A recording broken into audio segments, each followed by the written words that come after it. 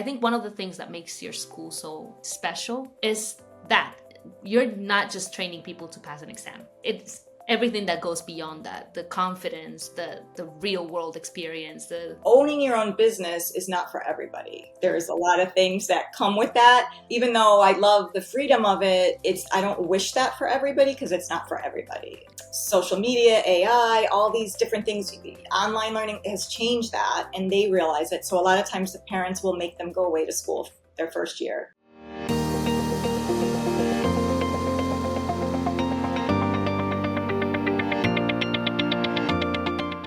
Hi guys, welcome again to another episode of Class Act, the Career School podcast. I am super excited to have here with me today Jackie David, director and owner of Academy of Skin and Beauty. This is an amazing school that works with aesthetics, and they have pretty much changed the way that aesthetics programs look like in their area. And I can't wait to have you guys know more about the work that they're doing, the work that she's doing, especially when it comes to changing the lives of from young people to adults, and how that has become such an amazing feat because of the way that they're doing it. Stay close and pay attention, because today we are going to be taking apart the story of this school, taking apart the story of how Jackie decided to get into this field, and also how this school has been changing the lives of those who are part of their programs.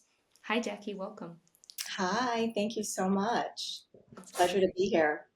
Thank you for letting us interview you. I think, honestly, that the work that you do is really important. And the Career School podcast is here to make sure that people understand that aesthetics is just another career that you can take on. That is a career that can make you a living. It's amazing the work you do, and I would love to have our listeners learn about your school. I'm gonna go straight to the point and get you started on these questions because I'm dying to know more about it. First of all, I want our listeners to know more about what kind of students you have. So your school attracts, students at all stages of life. When we talked about your school at the beginning, you told me that there's all kinds of people. Just some are starting out, others are looking to shift careers, or maybe reignite a passion that they had for beauty and wellness. But what are your students' lives like before they join the academy, and how do things change for them after they complete the program? Sure. I would say we have on average two types of students. So the first type are people who are just starting out, and a lot of times the young ones haven't even had a facial. They just know they love beauty and skincare and products, but they're not, they're so young, they haven't had a facial, and they think it might be a good path for them. So, and then once they come, wow, this is so different than school. Than when they went to school, they're like, they know it's their passion, and they just fall in love with it and just love it. And then there's also the other student who I would say is switching careers. So they decided, a lot of times COVID changed that for a lot of people, I would say, but they've decided they want to follow their passion and they're sick of their job. And so and those students a lot of times will go part-time at night because they want to keep their current job. They're a little nervous a lot of times about leaving their current job. So they'll start off sometimes on the side doing it, but they realize, wow, this is amazing doing what you love instead of just having a job. Yeah, I can imagine that for people leaving or changing their jobs is like the uncertainty of going into something new, and maybe not knowing that being an esthetician is very successful, could be very Exactly. successful. Exactly. Yeah, nice. And you've built a space that clearly does more than just teach skills. I mean, when we talked the first time, there is all these other things outside of aesthetics, such as, business or marketing, and all these things that are part of a very comprehensive, I would say, program. Can you share a story of maybe a student who who was truly transformed during the time with you? Someone who left and not just trained in aesthetics or just trained also like in terms of confidence, I would say, but empowered and ready to build something of their own. Can you tell us, a specific story of one of your students? Sure, we just had a student not that long ago who came and she was a little insecure, not very confident. She's someone who always felt like she needed to keep learning before she actually did. Uh, Take action. she would just keep doing things, keep adding things until she started working. I'm not ready yet. Yes, you're ready. You're ready. And so she has finally, and she actually opened up her own place and she has realized that sometimes you just have to do it, even if you don't feel ready, but she is totally ready. She learned confidence. When you practice a skill or like aesthetics and you're good at it, it really helps build your confidence. I mean, with anything, but Yeah. really made her realize she's amazing. Maybe she was able to see that she's amazing because of all the tools you gave her. I mean, I think it's so important to not only to have the confidence, but to have that skill to back it up. And lucky enough that she went to your school and she was able to back up that confidence. Because if you leap and jump, I guess, without the preparation, then it's scary. I can understand how that's scary. I would say also that a school's job that every school is licensed by their state Hmm. is really just to teach the students to pass the state board exams. That's really it. So the state board exams, it's very basic. It's more about sanitation, that kind of stuff. Hmm. Very little with the skill of actual skincare. Hmm. So we don't focus on that actually. We tell the students, you're going to pass the exams. Don't worry about that. We're here to teach you how to be the best esthetician. And once they realize that they build up that confidence and they're learning more than just, pretending to tap on a mannequin head, Yeah. it really helps them with their confidence. And I know when I went to school, a lot of the girls felt like they're not ready, like, and all we did, like pretty much every day, I felt, especially at the end, is just that state board practical. It got to be so boring. How many times can you do that? So Yeah, of course. I mean, this is really important. I'm just gonna hone in on that, what you just said, because I think for our listeners, it's so important. I think one of the things that makes your school so, I would say, special is that you're not just training people to pass an exam. It's everything that goes beyond that, the confidence, the real world experience, the being really ready to what's out there, not to just have a paper and say, hey, I'm licensed. That's great. you know it goes beyond that. And I think for anyone who wants to become or change their career or become an esthetician, that is such a, having a leg up on that process.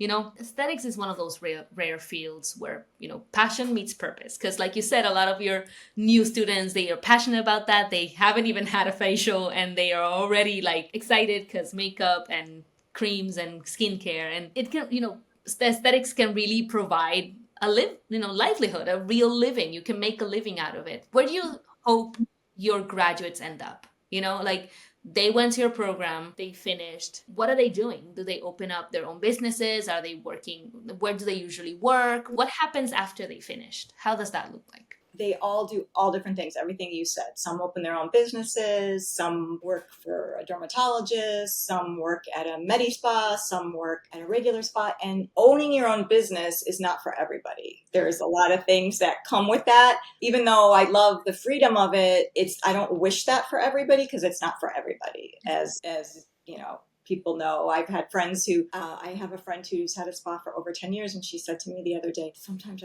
I'm thinking about just selling it and going back to being an esthetician. It'd be so much easier, Yeah. And You so still that, just but an esthetician. Yeah, there's so many other things that go into play when you have a business. yeah. So, and some people want a more medi-like atmosphere. They love that, and that's great for them. And some people want a more relaxing, like spa-like vibe. So, and Mhm. there's so many different things you can even specialize in, like eyelash extensions. So there's so many different things they go into, and we like to teach them about everything. So, and then hopefully when they're in school, they sometimes decide maybe what they started off. We had one student once that wanted to do makeup. Oh, Yeah, and that was her thing. And by the end, she didn't want to do makeup. She switched. So, and yeah. even after they graduate, they might switch, after their first Yeah. job, who knows? But we try to help them hone in on what is best for them. Amazing. So they're not just learning the skills, they're also learning what is it that they love, Oh, what they would prefer to know. yeah, They learn a lot more about what their passion and predilections are. yeah. Amazing. And I'm gonna go back to something you said, that having a business is not for everyone. I Mhm. wanted to ask you a lot about your origin story. I love to call it like that, like superheroes, because honestly, the work of a director of a career school is really superhero work, especially because there are so many people out there that can't simply afford college or university, right? And the service that career schools provide in terms of leveling the playing field for people, the accessibility of it, and the quality of the education they provide, I think is just superhero work. So what's your origin story in that sense? What inspired you to open the Academy of Skin and Beauty? Well, what was there a moment that pushed you to take the leap and say, I'm going to open my own school? Interesting. I actually think, even though I didn't really realize it, that I thought about it. I switched careers actually to go to aesthetic school after Okay. my son was born because, like a lot of moms, I didn't want to work, full time, and I was trying to think what is my passion, and that's when I decided skincare. And I went to school, and it was fine. It was a decent experience. But throughout the years, I met so many other people at other schools too, and we all kind of had a similar experience. And I would think throughout the years, wow, it could be so much better. But I did have one, so I just didn't realize, I never thought I would open a school. And then one night, it sounds crazy, but I woke up in the middle of the night, wide awake, and I was like, oh, I have to open up an aesthetic school. And it just came to me. It must have been in my dream, and I woke up and I knew from that moment. I started the next day on my business plan and like doing that. So yeah, And there was a kind of a moment, but I think it evolved throughout my thoughts for the last 15 years. So did you hear like this, and this is going a bit off of our questions, but did you see what was the repeating issue? You said a lot of you guys had the same experiences. What was the repeating, I would say, issue that you heard over and over, and you decided to take on and change with your school? a lot of people would say the same thing, like, oh, it was not a waste because you learn about skin and the theory part was great. But then once you move over a lot of times to the hands-on part, it got to be kind of boring. And you thought, why am I wasting the hours? You're clocking your hours because the state requires that. Hmm. But you stop learning. It's like the same thing over and over again. How many times can you do a basic facial over and over again? Yeah, there's no growth there. Yes. And so you're doing it over and over again. The facilities aren't really nice. They don't really have modern equipment, things like that. And then a lot of students would come out. I have friends who opened up places but they didn't know about business skills, finance skills, and their businesses fail. So that was my idea, like make it a beautiful space, teach way more than a classic facial, Mhm. and teach also skills that are going to help students survive in the real world. You were trying to make it cohesive. I mean, it's aesthetics. It has to be a place that feels like aesthetics. It, Exactly. yeah. And of course, take it to the real world by not only helping them to be really the best estheticians they can, but also help them open businesses and be able to deal with that, right? That's really amazing. So, starting a licensed school from the ground up must have come with some major learning curves, especially if you went to one of those schools that don't really prepare you for running a business, just like the Academy of Skin and Beauty does. What were the biggest challenges that you faced in those days? Whether it was, designing curriculum or getting licensed or building a community, like what would be something that you would say, okay, this was tough? I would say there were two things before I even opened was actually how do you open up a licensed school? Because the state gives you no help really. They give you a document and you can't call them. Like I remember calling and she said to me, the person that was assigned to me, don't call anymore, email. Seriously? Yes. And you're like, in the document, you have a lot of questions. It tells you everything, but it's like gray. There's gray areas. You're like, what does this mean? What does that mean? There's so many. And then a lot of times, if you would email, it would take them a while to respond and they would give you like a canned like pre-made from answer. the book, straight from the book. And it was Yeah. like, like a law, like they're writing it and you're like, what does that mean? You just, how do you interpret that? So that was difficult, and you feel alone because I did have someone who had a school in another state, but each state is different. So Yeah, that's completely really different. compare.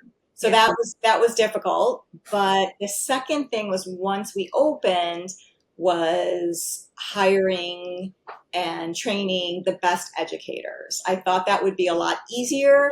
And I didn't have, that was a learning curve for me, because just because you're an amazing esthetician does not mean you're going to be a good educator. Yeah. So that's number one. And also, like, I realized we need a lot more tools for them to train them. And it's funny because I have a friend now who has a school.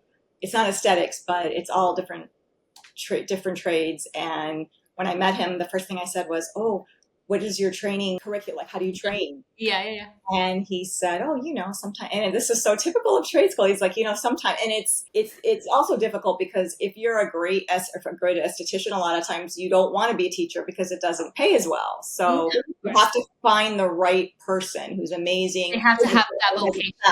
Has a passion for teaching. Yeah. So, but he said to me, "Oh, sometimes their first day, I just throw them into to start on their first day." I was like, "Okay, well, I never did that, but that is like." So we've been developing training plans, and that is so important. And also just knowing who to hire has really evolved. I've learned a lot from that. Wow. So not only do you put a lot of effort into your teachers, which is an extension of how your students are going to come out, really. But exactly, yes. I made the most beautiful space. I have all these ideas, but if I don't have the best educators, that's not going to translate. It's not going to translate. Yes. It's going to pass on. Yeah. If you could go back to the beginning and give yourself one piece of advice before opening the doors, what would that be? I would say work on my business, not in my business. Oh wow, I love that. Yes, I got stuck a lot because I don't think people realize, it's kind of like, I don't know, you're not a mom, are you? I am. It's like your baby. Your baby. so young. I don't know. Yeah. I hide it well. Aesthetic. When especially for your friends that don't have kids, or sometimes I hear even your husband, when you're home with the baby all day and they come home, or your friends are like, "What'd you do today?" Like, they think you did nothing. You did nothing? Can't even explain all the stuff that you did. The mental load is huge. Yes. And so, yeah, exactly. So running a school, there is so much it's crazy how much you have to do that I don't think that you just don't realize, or students don't realize. So what I would say is, I recently did a Goldman Sachs 10,000 small business course. I got accepted into it. It was a 15-week course, and they taught us, we were there once a week every Thursday. And so now we dedicate Thursdays to work from home and work on my business. On your business, not in it. Yes. Correct. Yeah. Delegating is difficult, especially when you know that that's going to kind of seep into how your students are trained. I think, honestly, everything is sort of a drip effect. Who you are as a director and the things you do. Like you said, there's a lot that, what did you do today? Yes. Everything that you plan, everything you execute, the way you hire teachers, the way you keep your space, all of that seeps into who your students are going to be as professionals, but also, in their businesses. It's insane.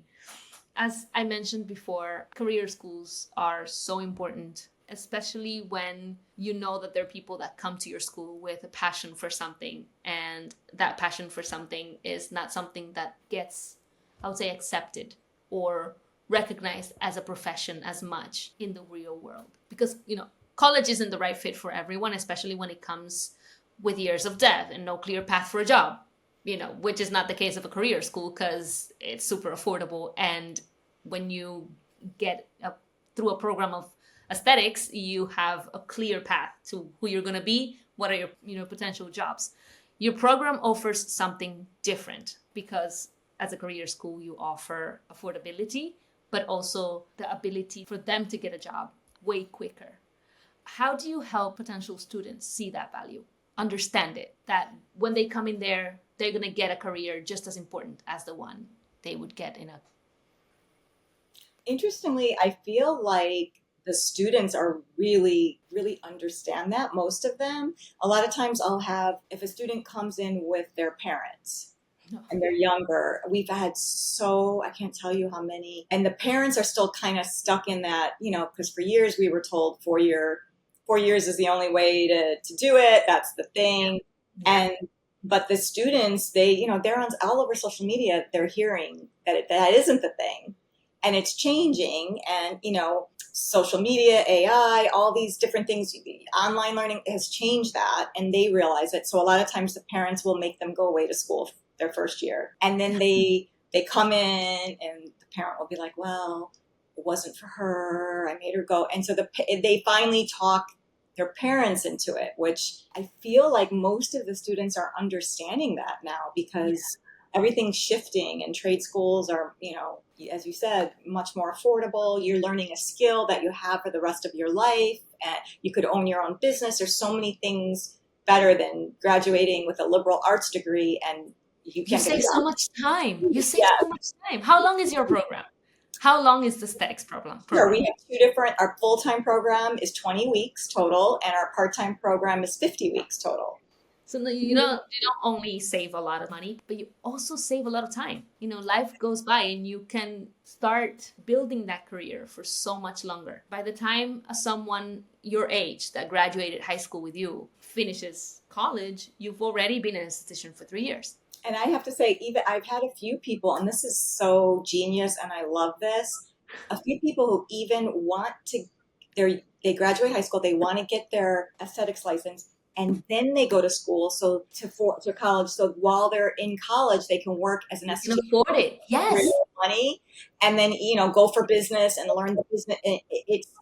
That is amazing to me. It's a better game plan, isn't it? Yes. It's a much better game plan. And it keeps them from that debt because they are able to afford gradually paying for college instead of just having to, and especially with a preparation that allows you to have your own schedules and things like that, allows you to go to college and be an esthetician, for example, which I think honestly is a great game plan. Your school doesn't only teach technique, it also helps students succeed in business and finances. Because I remember our talk and I got really excited when you told me about that. What kind of tools or mindset shifts do you focus on when you are giving them these extra, I'd say mini programs, kind of extra courses to help your students feel more confident when stepping out into the real world? What do these courses look like? So, what we include in our licensing course, we have all the students create a business plan. They pretend like they're going to open up a business. I think it also opens them up to, a lot of times they don't realize how much things cost. And wow, I've had students come to me, how much is that bed? And when I tell them, they're like, oh my gosh, I didn't know that bed cost that much, or all the little things that go into opening a business. So we have them do that just to give them an idea. But we also offer a lot of advanced classes that are like 1-day classes that really also help them. So we have a finance course, which is so important. And we have AJ Schneider teaches that. She is amazing. And she works with a lot of estheticians who she finds that whether they're, they're 1099, they didn't set aside money for taxes to pay their taxes. They're Yes. not creating a plan. So many people just blindly don't have a plan for their money. So sometimes it's not that you need to earn more money. It's you have to It's know what not your being plan taught. is. It's not taught in high schools. It's not taught, and even some career schools that teach like the most traditional, I would say, programs don't include that in the way they teach. So most of the people who graduate and go on to try to open their own businesses, me included, you know, I didn't know how to do taxes. I didn't know how to do any of that. It's really insightful that you take that into consideration. I don't Yeah. blame you. And we also have a marketing course. I mean, we talk about that a lot in the 600-hour course too. But marketing, a lot of times it's interesting. People think marketing is just going to be Instagram. I've had graduates say, "Oh, this other graduate's doing amazing. She opened up her own place because she's posting on Instagram." But but there's so much more to it. And there's so many other ways as well that goes into it. So you just, if you are, we've had students who have 1 million followers, are amazing, almost influencers, I would say, but they're lucky. But there's more than just Instagram. There's more, Yeah. there's so many things. So we have that course. What else do we have? We have a, totally forgetting now. Wait. I mean, even if you forget, just those two are amazing. Really, like, especially because this podcast is powered by Peak Enrollment, and we do know the importance of these things. We know how important it is for these students to go out there and have a marketing plan or a strategy, just generally a strategy, whether that is a strategy in their money, a strategy on how they want to portray themselves. And I am going to be honest with you, Jackie, we work with a lot of schools, and it's not something you see very often. The Academy of Skin and Beauty is really doing something different here, because you guys are preparing professionals, but also professionals that are ready to be entrepreneurs as well. That is so cool, especially now in the world, after COVID, and having a job that it is inherently, something that you can freelance with it, you can do it yourself, you can not necessarily open a whole, business, you can be one that goes to the client, but it is really amazing. There's no other word for it. Thank you. So yeah, I have not yet interviewed anyone who has sort of like add-ons, I would call it, to their program that prepare them for that, for their businesses. Thank you. It's so important. Yes. What do you wish more people, especially parents and young adults, because we did talk about how some parents come in and they really think that their kids are going to be not well off if they go to a career school. You did mention that you see that it's more often the student that kind of got their information from social media or something like that can see that other people are thriving, becoming estheticians, for example. What do you wish more people understood about beauty schools and trade programs like yours? Like, how can they be, and how they can be as powerful, if not more, than the traditional college route in terms of building a meaningful and financially stable career? Well, first of all, having an aesthetics license, and if it's meant for you, having your own business is amazing. You're in control of your own destiny. It's just, you can make as much money as you want. You can have people working for you. It's amazing. So that is definitely something that I think talk about. But as I said before, it's not for everybody. Yeah. So, a lot of times that's why we try to focus on helping them. Sometimes you will get students who are very shy, introverted. Yeah. And that student, to be super successful, they see all these people on social media, you really have to be more outgoing. You have to have that relationship with your client. So we try to help them with that aspect of it. And a lot of times it's just because they're young. And, when you're young, you're more shy. And as you get older, you start to let the wings go and you're like, freeing. You build that confidence too afterwards. Yes. Mm-hmm. But I wish a lot of parents or people would realize that it doesn't have to come success from a traditional path. Mm-hmm. Is, when you have, people used to tell me all the time, like when I was trying to pick my major in college, what do you love? And I thought, I didn't even know my passion at the time. I don't know. I don't think I have a passion. But these young people today, they know it's amazing. They know what they want. They have their passion. They have the skill. And when you have passion and you learn an amazing skill and so much more, you can really take it to the next level. So, yeah. I mean, this is also like a personal question from my side. Do you feel like, you're a mom, I'm a mom.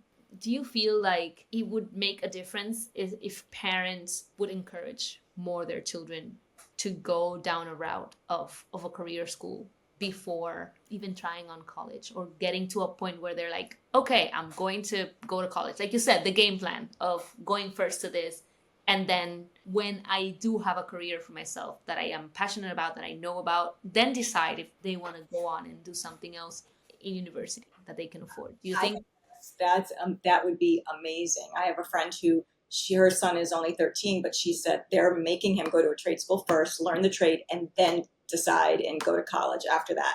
I think that is an amazing way to look at it and to do it. You always have that skill. I want to do the same for I have a 16-year-old daughter. I really want her to get her license first and then go. we're kind of arguing about that, but we'll see. Yeah. Um, or even if that, maybe do it in the summer, like figure it out when she comes home. But it's really, No, she can do it in the summer. That's the thing. See, that's the thing. There is an accessibility to it. You know, mhm, she might decide that she wants to go first, but if she has a summer, she can do it. exactly. And also, even if you do nothing with it, let's say you end up going to college and you do something, you become a lawyer or whatever it is, Exactly. skill how to take care of your skin. I learned so the moment I went to school, and I always knew the sun was bad for you, Yeah. but I still did it anyway. I was a sun worshiper. The moment I learned more about the actual sun, I stopped going in the sun while I was in school. There's so many things that you learn that you don't realize that you're doing wrong, that it's such Yeah. a, So even life skills come into yeah, play. yes.